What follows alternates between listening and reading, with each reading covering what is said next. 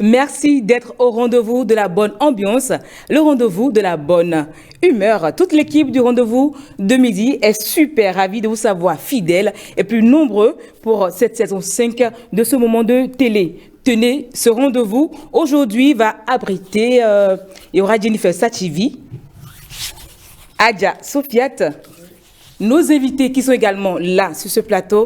Chers téléspectateurs, bienvenue à vous dans le rendez-vous de midi.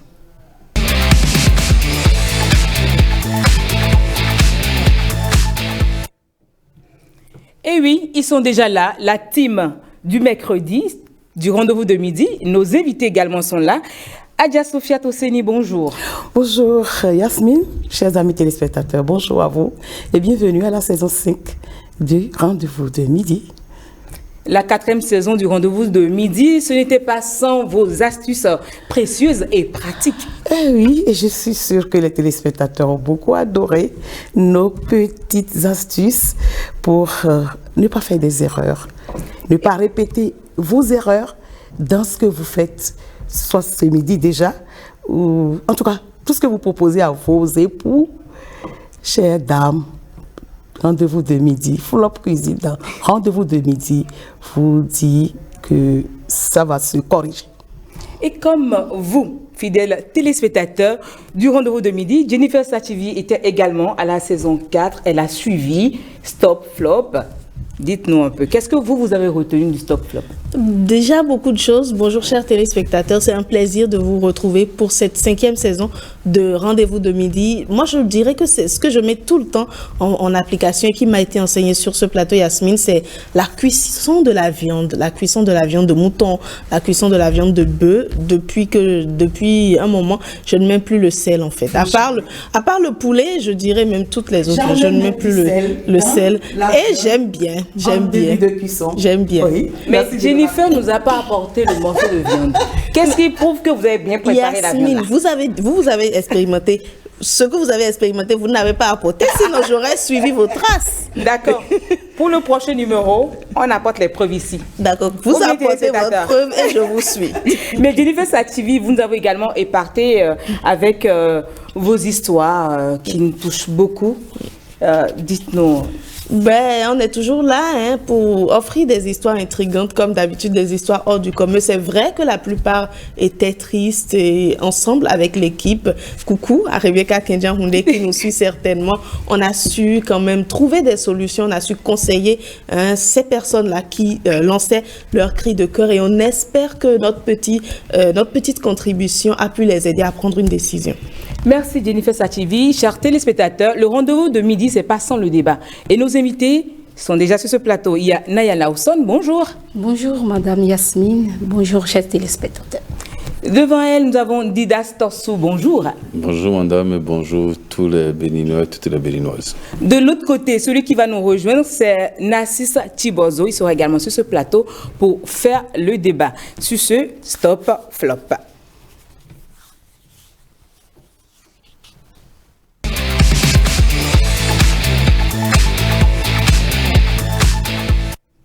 Adja Sofiat, dans Stop Flop, vous nous proposez une astuce pour réussir son thé de citronnelle. Oui, le thé de citronnelle.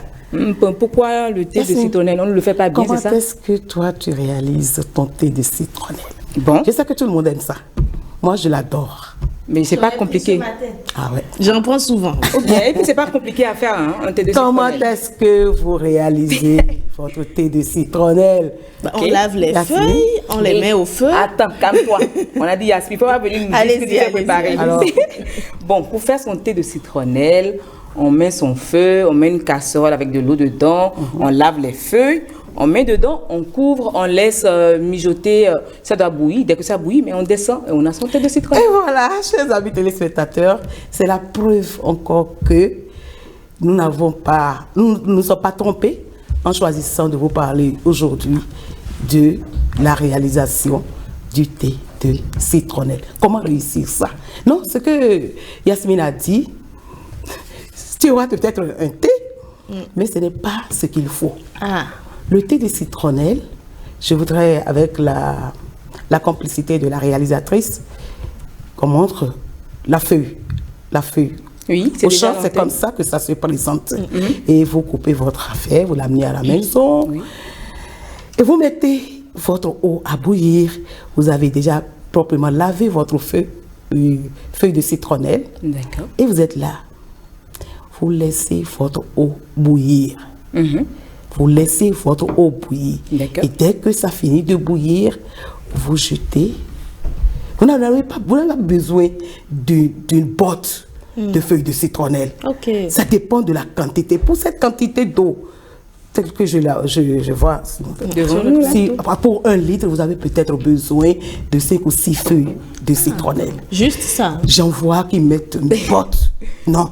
Ça, toute une quantité. Parce que, Yasmine, tu sais, le thé de citronnelle n'est pas une décoction. D'accord. C'est une infusion. Ce que tu fais, c'est une décoction. Je suis allée dans une maison un jour, chez une amie, et dès que je suis rentrée, j'ai vu qu'elle a déposé sur le feu de charbon une casserole avec, comme tu as dit, les feuilles de citronnelle dedans qui bougent. Dès que je suis arrivée, je dis, mais qu'est-ce que tu fais? Elle me dit, elle fait du thé de citronnelle. Je dis, ah bon? Et c'est sur le feu depuis combien de temps? Elle me dit, ça fait 30 minutes. Je dis, hé, comment ça? Non. Et 30 minutes? Pourquoi tu laisses ça sur le feu comme ça? Elle dit, ah, elle veut s'assurer que tout l'arôme que cela contient, qu'elle a pu l'en sortir. Je dis, non, tu n'as pas besoin. Dès que ton eau bout et que tu jettes tes feuilles de citronnelle là-dedans, tu couvres. Tu as déjà coupé ton feu, tu couvres, et puis en 5 minutes, je dis en 5 minutes, pas plus, tu as déjà sorti l'essentiel de ce que les feuilles contiennent comme arôme. Je vous assure. Et vous avez cette couleur. Jennifer, tu peux nous aider à montrer cette... Serre, s'il te plaît. Serre dans ton verre pour que les téléspectateurs voient. Déjà, je montre à la caméra. Si tu n'as pas un très beau, comme ça, vert, tu es en train de rater. C'est comme ça, quand ça commence pas à virer au marron, tu as raté. Servir également, monsieur Didastos. Tu as une tisane, non? J'avoue que généralement, quand je le fais, c'est pas vert. Oui, ce ne sera jamais vert.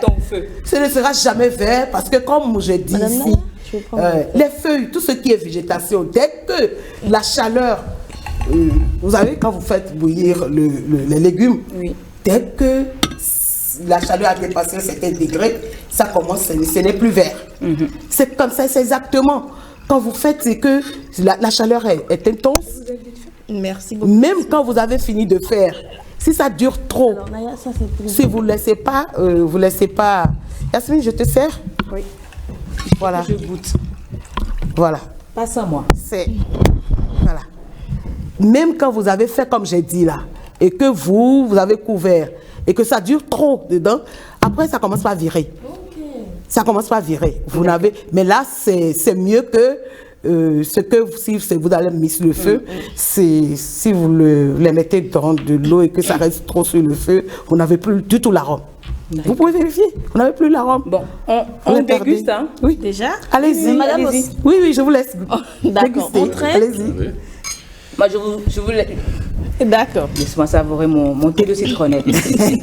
Chers amis téléspectateurs, pendant qu'ils dégustent, déjà sur le plateau, on sent l'arôme qui a été conservé. Oui. Si vous étiez ici, chers amis téléspectateurs, voilà, tout le studio est embaumé. Oui. L'arôme des feuilles de citronnelle. Je l'adore. Le studio est vraiment embaumé. La feuille de citronnelle a cette vertu que... avec ce que nous vivons ici, Yasmine, avec le stress que nous vivons ici, tu arrives à la maison et que tu infuses, comme j'ai dit, tes feuilles de citronnelle, tu veux te coucher, tu prends un verre de ça, tu te couches, tu dors et puis le lendemain tu te réveilles avec vraiment très, très relaxé et décontracté. Alors, Nayan, c'était comment? Mais c'était très bien, à la différence que je n'avais jamais su qu'on pouvait prendre le thé de citronnelle sans sucre. Je ne l'avais jamais pris à l'état brut, mais c'est comme de l'eau. Si vous voulez savourer le thé de citronnelle, n'y mettez rien du tout. Oui, c'est vrai, hein. C'est vrai en plus. Ça, je ne Je l'ai jamais essayé Peut-être également. que pour avoir du goût, mettez un peu de citron. D'accord. Vous savourez ça, vous avez l'arôme, vous avez en tout cas, c'est très agréable. Super. Fait. C'est très agréable. Monsieur Didas Torsou, vous avez également goûté, dites-nous. J'ai goûté, mais j'ai retenu des choses rapidement là. Oui. J'ai retenu que ça fait du bien, mais j'ai retenu aussi qu'il faut qu'on forme les gens, il faut qu'on informe les gens, parce que prendre 30 minutes et faire bouillir ça, c'est ça qui fait partie de nos gaz. Donc, si nous sommes- Monsieur Torsou, Vous voyez les hommes, ne revenez vous pas sur voyez les les dégâts. gars. Oui, là, il est là maintenant. Il a commencé à déjà au gaz. réfléchir. Déjà, comment on vide sa poche. Oui. Bon, voilà. Oui, c'est ça. Mais il a raison. Oui. Si Donc, tu mets nous, on 30 pense à minutes pour faire l'arôme, quelque chose mais lui de- pense déjà aux dépenses. Encore que c'est inutile, hein, on vient de comprendre que c'est inutile totalement. Donc, C'est vraiment inutile. Oui, puisqu'on C'est vraiment ne inutile. bénéficie pas des vertus de la Voilà. plante. Et déjà, Vous la perdez. il faut Vous la vraiment perdez. profiter. L'arôme également, ça vous donne... À part boire, même l'arôme, je crois que ça relaxe déjà également. Oui. Et même quand vous goûtez là, maintenant, c'est ce que moi j'ai ressenti. C'est à croire que l'odeur que je ressens, c'est ça que j'ai sur ma bouche. C'est ça que j'ai sur ma langue. C'est ça. Et c'est ce qui est bien quand on doit prendre un thé. Et vous vous sentez vraiment bien, très bien, relaxé.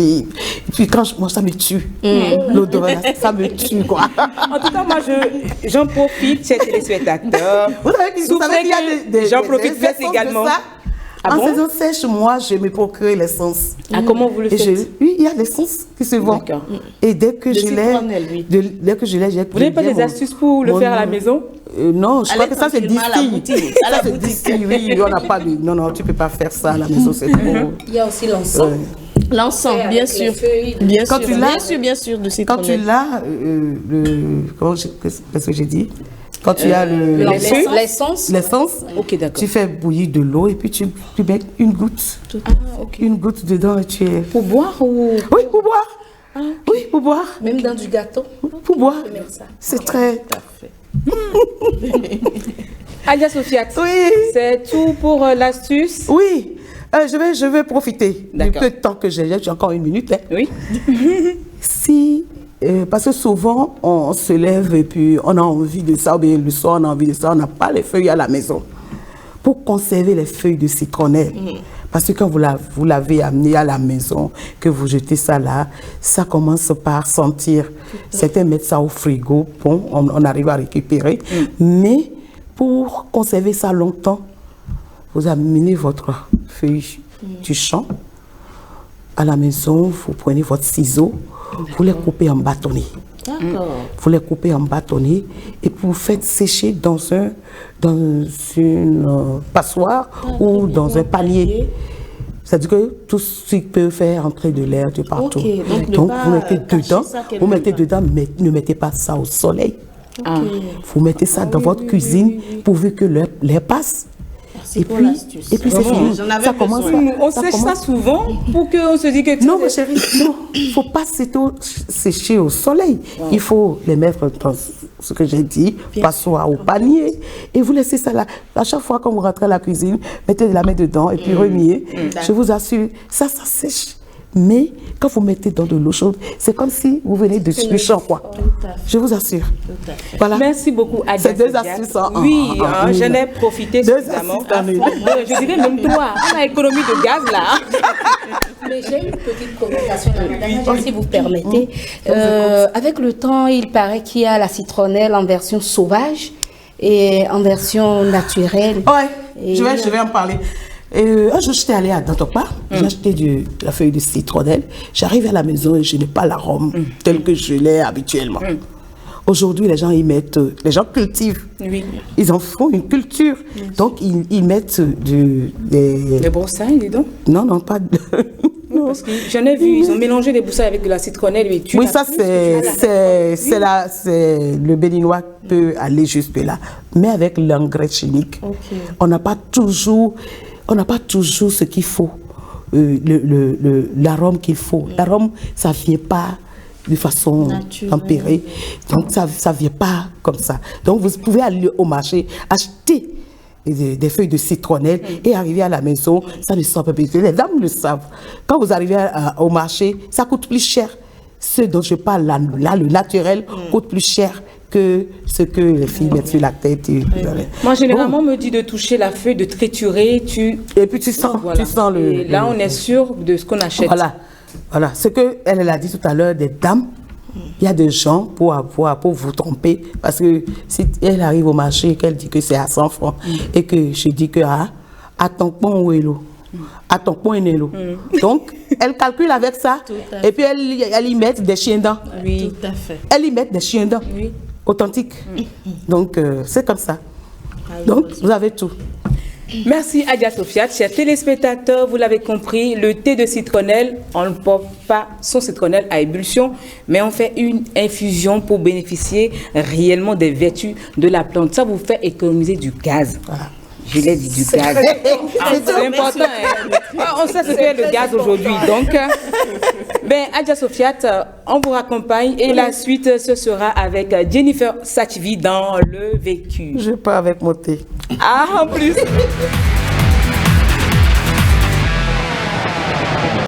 Pour la première saison de Vécu, Jennifer nous propose une histoire saisissante suivant.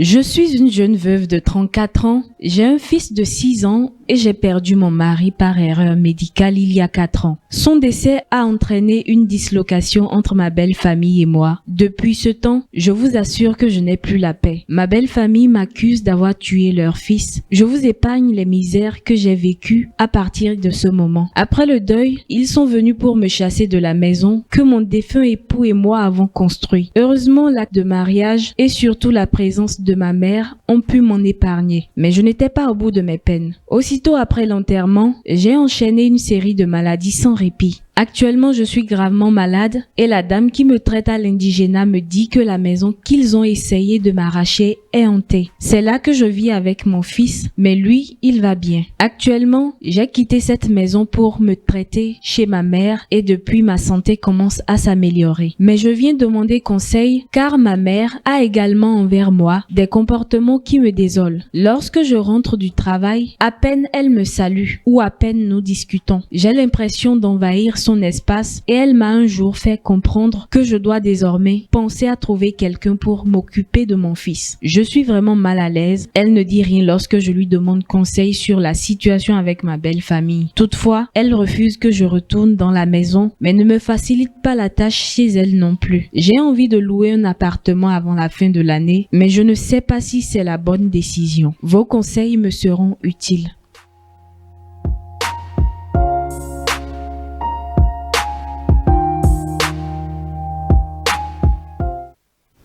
Merci Jennifer Sachivi pour ce vécu.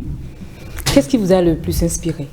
Mais ce qui m'a inspiré, c'est comme d'habitude quand je trouve des histoires et que je pense que ces histoires-là, ou cette histoire a quelque chose de particulier et peut-être mérite quand même des réflexions et des conseils parce que après quelqu'un aussi peut nous suivre et se retrouver dans cette situation, même si ce n'est pas totalement cela, donc on pourra en tirer conseil. Donc ce qui m'a quand même poussé à choisir cette histoire, c'est que la saison est écoulée. Nous n'avons pas du tout parlé de veuvage. Nous avons abordé différentes thématiques, c'est vrai, mais nous n'avons pas parlé de veuvage.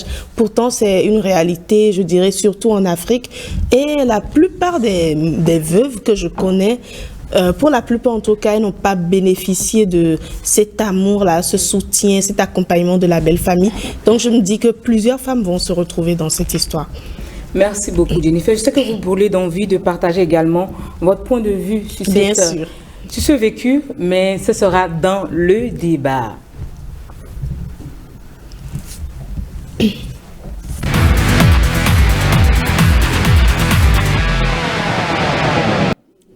Pour ceux qui viennent de nous rejoindre, vous n'avez encore rien raté.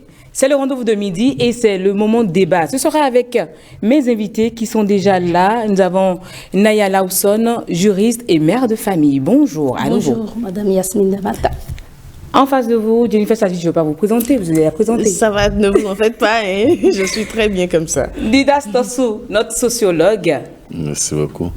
Et celui que je ne vous avais pas présenté, c'est bien Nassis Tibozo.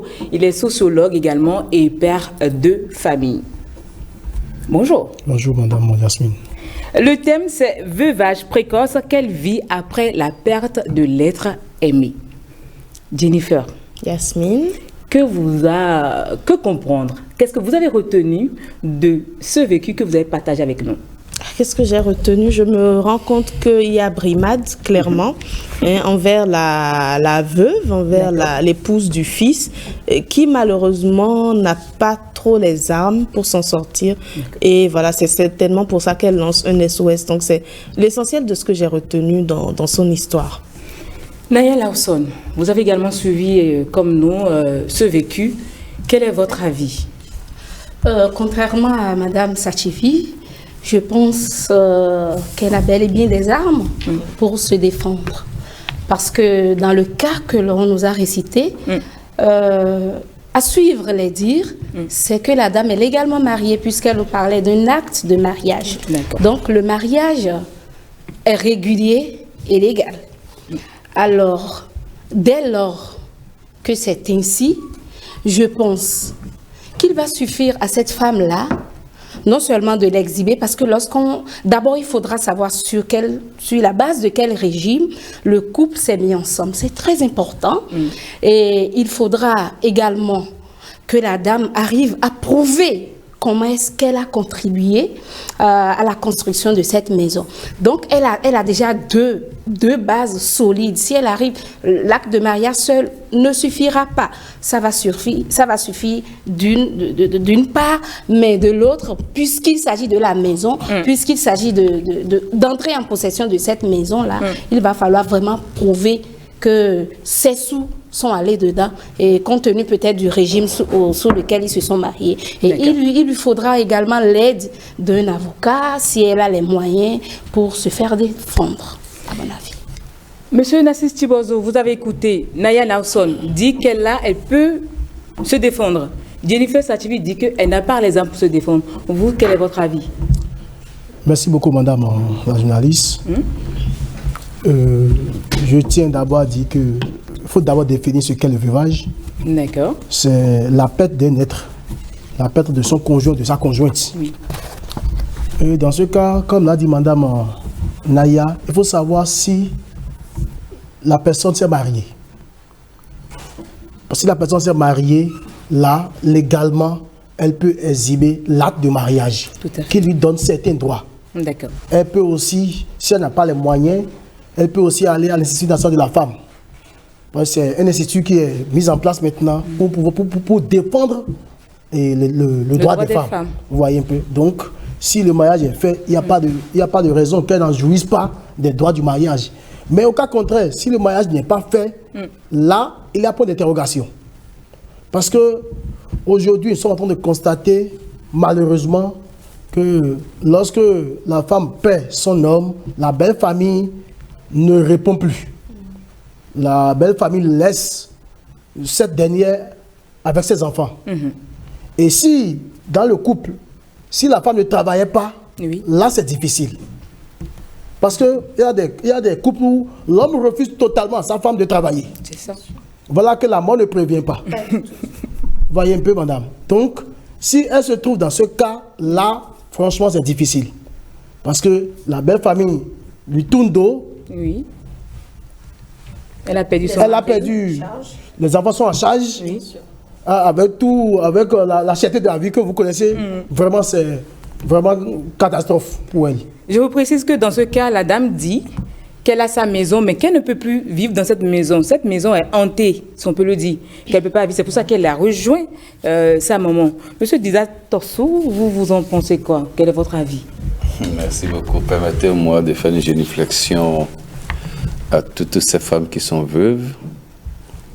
Le mal le plus grave pour une femme, c'est de perdre son homme. Oui, l'être aimé. Oui, on peut parler de divorce, ça c'est facile. Mais lorsque vous parlez de veuve, c'est très, très difficile, c'est compliqué. J'ai écouté les amis sur le plateau, je crois que nous devons revoir notre copie. Ce que vous venez de dire, vous êtes dans les documents, vous êtes dans les tests, vous êtes dans la loi, et vous êtes dans la ville. Vous n'êtes pas dans le Bénin profond, vous n'êtes pas au Bénin complètement. C'est quand on est en ville qu'on a ces manières de dire, ces manières de parler, ces manières de voir les choses. Pourquoi? Parce que lorsque vous prenez quelqu'un qui est au village et qui est avec son épouse et qu'il meurt, quel type de bâtiment on a fait pour que vous revendiquiez bâtiment? Quel type de construction on a eu à faire pour que vous puissiez dire je vais faire ci, je vais faire ça? D'abord, même quand vous êtes là, on vous laisse dans votre maison, vous restez là. Et donc, c'est autre chose. Il faut voir au-delà de ce que la femme est en train de voir visiblement. Tout à fait. À supposer que l'enfant qu'il a, ou bien les enfants qu'elle a, n'ont même pas encore 10 ans. Est-ce que c'est la maison là qui suffit? On a vu des gens dans ce pays qui ont été veuves, qui ont bénéficié de bâtiments, mais ça n'a rien donné après. Parce que la situation est plus grave. Dès que vous perdez votre conjoint, surtout votre conjoint, c'est hyper difficile. On a une autre perception sur vous. Est-ce que quelqu'un est décédé dans ce pays-là? On a dit que c'est gratuit, que bon, il est mort naturel. Madame, dès que nous avions un grand bâtiment et que je meurs prématurément, on vous attribue tout. Oui. Et c'est là où le conflit naît. Ça commence par là. Quand c'est au village, mais on commence à chercher qui tu es dans la famille. Mais vous êtes très loin de la grande famille. On va tout vous attribuer. Si le monsieur conduit mal, il est parti boire quelque part et il est victime d'un accident de route, mais on va dire que c'est l'épouse qui a fait ça parce qu'il y a quelque chose dans une banque, il y a quelque chose à construire, tout ça. Oui. On l'accuse même d'adultère. D'adultère, donc on va tellement chercher des choses. Et c'est à partir de là qu'on commence à vous créer les ennuis. Moi, je crois qu'on doit pouvoir dire, ce n'est pas seulement les tests, mais c'est au-delà des tests. Au-delà des tests, parce que les tests existent aujourd'hui, mais dans les grandes villes encore, le problème se pose. Pourquoi? Les tests existent, l'institut existe, d'autres mécanismes institutionnels ou juridiques existent, mais la femme continue de souffrir par rapport à ce phénomène-là. Qu'est-ce qu'il faut dire? Moi, je crois que on doit pouvoir revoir un peu notre manière de concilier, notre manière de discuter. Après la mort d'un conjoint ou bien d'une conjointe, on doit pouvoir revoir. Ce n'est pas seulement dans les tests. Si c'est seulement dans les tests, vous allez prendre. Mais on voit les catastrophes. Après, il a parlé. On va vous donner le bâtiment. Mais vous allez vendre encore le bâtiment. Pourquoi courir, dire c'est pour moi, c'est ceci. C'est vous qui dites que c'est pour vous, votre bâtiment. Ça veut dire que vous cherchez un temps du vivant de votre époux aussi, vous cherchez le bâtiment. Donc on ne peut pas vous permettre de prendre le bâtiment. Il ne faut pas commencer par parler de bâtiment. Et le parent aussi, bien, les parents de cette épouse-là ne peuvent pas courir derrière le bâtiment. Et bizarrement, c'est ce qu'on constate. Chacun court pour voir l'héritage qui est là. Non, on doit pouvoir chercher à savoir la femme-là qui a perdu son homme, l'homme qui a perdu sa femme-là, quel est son devenir? Tout ce qu'il a comme humain, c'est-à-dire les êtres humains, les hommes, les enfants, tout ça autour de lui là, comment est-ce qu'on va les gérer? On commence par là avant de dire oui, nous avions telle possibilité. Ce bâtiment, on peut mettre en vente. Cette parcelle, on peut mettre en vente. Mais si c'est d'abord ça là que vous mettez devant, vous ne voyez pas les enfants que vous avez, mais il y a problème. Donc, je ne crois pas que les tests existent, je suis d'accord. Il faut les appliquer, je n'ai jamais dit le contraire, mais il faut, à côté des tests, voir le contexte dans lequel on est pour pouvoir prendre des décisions. Voir le contexte dans lequel on est pour prendre des décisions. Jennifer Sachivi, nous avons dans le cas, vous nous avez présenté le cas d'une dame qui, je crois bien qu'elle est dans ses droits puisqu'elle travaille. Elle a la maison, lui a laissé la maison, mais juste qu'elle ne peut pas habiter dans cette maison. Ce qui rejoint ce que dit M. Didas Torsou, puisque au-delà des tests, elle ne peut même pas jouir de ses biens. Qu'est-ce qu'il faut faire? Moi, je dis, je touche du bois. Si vous étiez veuve, je touche du bois aussi. Qu'est-ce que vous allez faire? Qu'est-ce que vous recommandez à cette dame? Qu'est-ce qu'elle peut faire pour s'en sortir? Si j'étais dans sa situation exactement, Bah, si j'étais dans cette situation exactement, peut-être que je ne suis pas le meilleur exemple, mais moi, je laisserai cette maison d'abord. Puisque j'ai mon argent, je laisserai cette maison d'abord, mais j'irai devant les juridictions compétentes. Mais je ne vais pas entamer un bras de fer avec la belle famille, parce que dans l'histoire qu'on nous raconte, la belle famille, comme le dit M. Didas Tossou, lui a laissé la maison, sauf qu'elle n'arrive pas à habiter cette maison. D'abord, je laisse la maison. J'essaie de louer une maison, mais si je sens que je suis en mesure d'habiter dans cette maison et ne pas me laisser influencer par toute la hantise, j'y vais quand même. Mais j'attends tant qu'on ne me cherche pas, tout va bien. Je n'irai porter plainte nulle part, mais c'est quand le bras de fer va démarrer que je serai obligée pour protéger mon enfant de faire recours à la justice. Mais je rejoins M. Didas Tossou, je crois qu'il faut respecter tout le monde, il ne faut provoquer personne. Et quand vous êtes droit, je pense que la nature aussi vous protège, voilà un peu. Mais Naya Larson, vous, si vous étiez à la place de cette dame, je touche également du doigt, si vous étiez à la place de cette dame, vous ferez quoi? Bon, je ne souhaite pas personnellement même être à la place de cette dame-là, oui. Mais c'est des choses qui arrivent. Oui.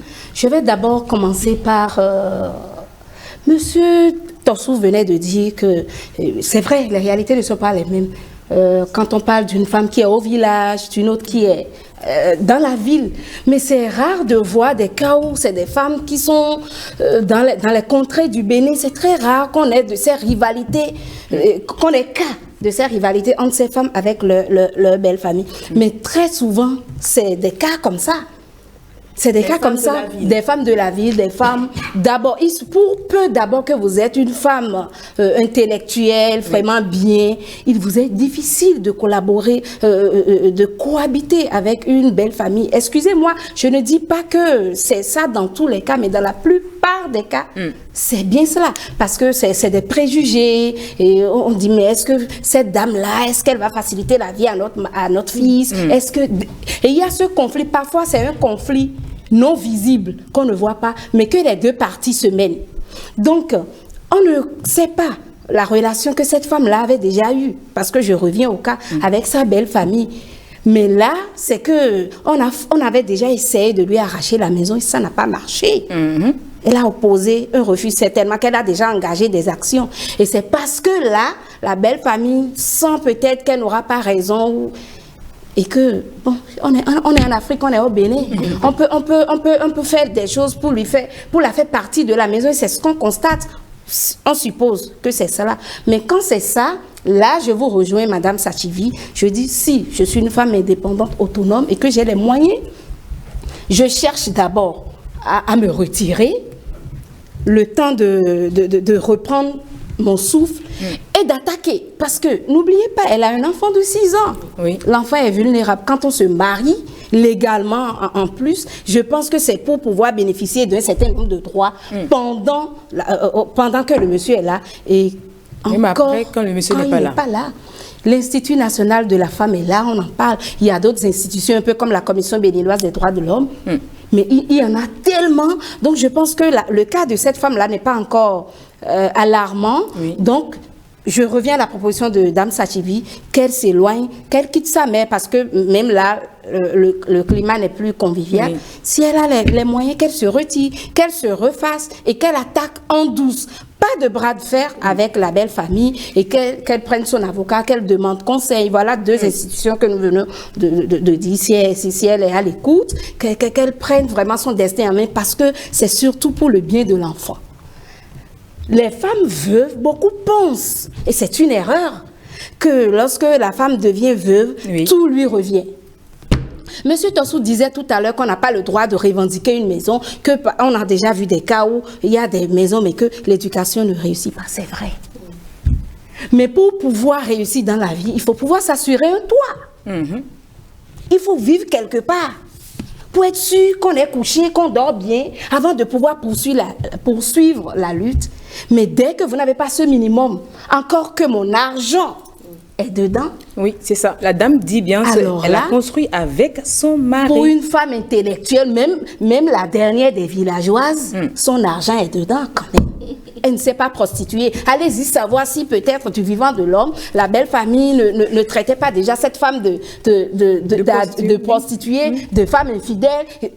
Alors, ça va de go qu'elle réclame son bien. Madame Alassane, vous faites souffrir notre table. Merci.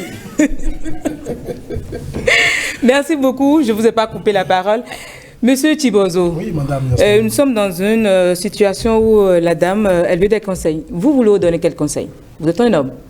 Vraiment, madame. Oui. Sociologiquement, c'est compliqué.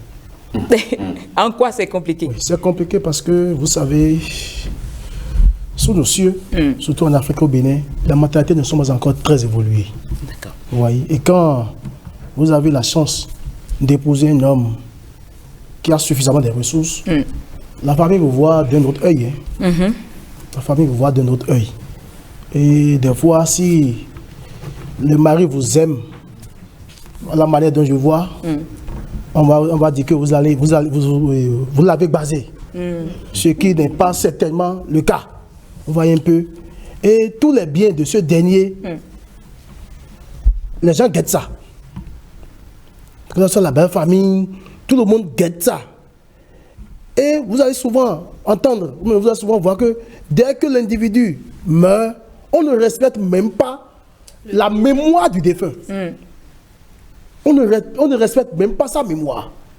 Et on commence, si c'est quelqu'un qui va prendre les papiers de la parcelle, les papiers du véhicule, tout ça, il y a une course vers le matériel, du monsieur, oui. ce qui est périssable. Vous voyez? Parce que pourquoi? On veut ces biens-là. On veut faire souffrir ces dames. Parce que moi, j'ai souvent l'habitude de dire que on est dans une famille. Oui. On grandit pour un temps. Mais le reste du temps, on le passe avec sa femme ou avec son mari. Et c'est ta femme qui connaît véritablement ton caractère. Oui. Même tes parents n'arrivent même pas à connaître ça. Donc, en aucun cas, on ne peut pas faire souffrir une veuve. Moi, je suis contre ça. D'accord. Parce que on doit être compatissant. Parce que ce n'est pas d'abord facile de perdre un être si cher. D'accord. Parce que cette dernière peut rentrer dans la dépression, dans un état dépressif. Oui. Si elle n'a pas l'accompagnement nécessaire qu'il faut, les conseils qu'il faut, ça peut rentrer dans autre chose. Donc, moi, je pense qu'on ne peut pas courir vers le bien, mais il faut d'abord respecter la mémoire de celui qui est parti et permettre à la femme de faire son deuil. Parce qu'il y a le deuil de l'époux qui est parti, Oui. qui est important. Oui. Voyez un peu. Donc, je pense qu'il faut voir les choses autrement. Monsieur Tansou, je sais que vous brûlez l'envie de répondre à... Mais je vais d'abord vous poser une question. Allez-y. Pourquoi c'est souvent la femme qui a ces difficultés? Quand c'est un homme qui est veuf, il n'a pas ces soucis, mais c'est quand c'est la femme qu'on lui attribue tous les noms, tous les mots de ce monde et on lui fait vivre le matière. Merci beaucoup. Je voudrais rappeler que dans notre éducation, Oui. la femme est toujours considérée comme un enfant que l'homme draine. Même si c'est l'homme qui est l'enfant. Hein. Eh bien, écoutez, si dans un foyer, Oui. ce n'est pas conçu ainsi, non seulement l'homme a toujours peur de rester avec vous, la société commence à avoir une autre perception, une autre manière de voir ce couple-là. Et comme ça, si jamais l'homme part, mais il y a des intrigues sur la femme. Mais lorsque la femme est toujours sous l'homme, pas comme esclave, il y a une différence. Pas pour violenter la femme, il y a une grande différence. Oui. Mais dans notre culture où la femme est soumise et on voit ça, Oui. souvent ne vient pas à ce niveau. Pourquoi? Le Béninois a toujours envie de venir vers son frère qui a le minimum. Oui. La femme a toujours envie de devenir douanier, c'est-à-dire de constituer une barrière pour filtrer qui va venir, qui ne va pas venir. Vous êtes sûr que c'est la femme Madame, qui fait tout ça là? Ce que je dis, on est en direct. C'est la nature humaine, hein? C'est pas seulement la femme. Est-ce que je sais? Nous allons chercher après nous tous quand on va quitter ce plateau. Il y a des hommes douaniers aussi, j'en ai connu. En tout cas, je le sais. Bref, donc, ça fait que du vivant de l'homme, on regarde comment est-ce que ça se passe. Si, je donne un exemple. Si je suis ici, j'ai 2 ou 3 grands bâtiments à Cotonou, à Parakou, à Porto Novo, dans les grandes villes. Et que dans mon village, c'est quand il y a quelque chose, je viens seulement, je loue quelque part. Le jour m'a dit que Didas est parti, ma femme n'a qu'à fuir la maison. Hein? Non, je vous le dis. Pourquoi elle doit fuir la maison? Mais les gens m'attendent. De pied ferme, on l'attend de pied ferme. Comme quoi, nous, on a gardé notre enfant et elle a tout bouffé. On ne va pas lui permettre. Voilà un peu comment est-ce que nous voyons les choses. Lorsque quelqu'un vient à Cotonou et qu'il vient chez Didas et qu'on dit non, il faut qu'il reste à tel lieu, on commence à t'écrire ça. C'est notre socialisation, c'est notre éducation qui montre ça. Ce n'est pas que je dis que c'est bon, mais c'est ce qui se passe que je dis de façon crue comme ça. Lorsque vous faites comme ça, la femme va se dire, est-ce qu'à la mort, ils vont me permettre?